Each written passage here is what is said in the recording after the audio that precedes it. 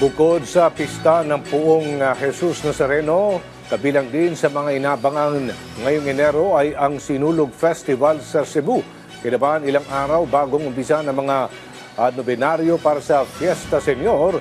Ito paganda na ang Basilica Minor del Santo Niño sa pagdagsa ng mga deboto, habang ang imahe naman ng Santo Niño patuloy ang magbisita sa mga jail facility at mga ospital. Si Jessie Atienza ng PTV Cebu sa sentro ng balita.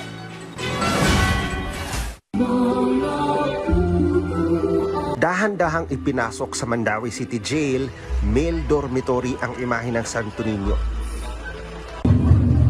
Kompleto sa props at costume, sinalubong ng pagsasayaw ng sinulog ng mga persons deprived of liberty ang imahe ng milagrosong bata. Isa lamang ito sa mga jail facility ng binisita ng imahe sa Metro Cebu.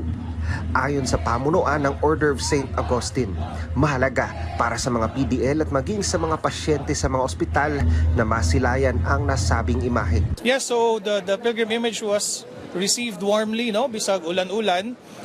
Daghan gyapon kayo yan nilot kay tan-awon kay na feel good sa mga atong mga igsuon nga nasa ospital o sa prisuhan nga uban gid nila sa Santo Niño, that Santo Niño is united with them.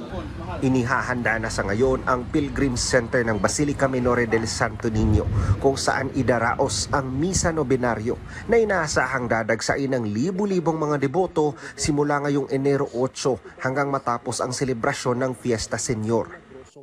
Sa Pilgrim Center, maka-occupy ta dirag mga 5,000 ka devotees.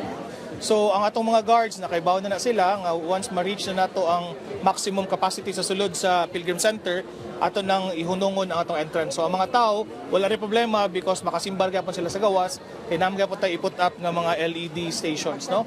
Nakapag-deploy na ang mga otoridad ng mahigit 6,000 mga security personnel sa Cebu City. May babala naman ang Police Regional Office 7 sa pagdaraos ng sinulog.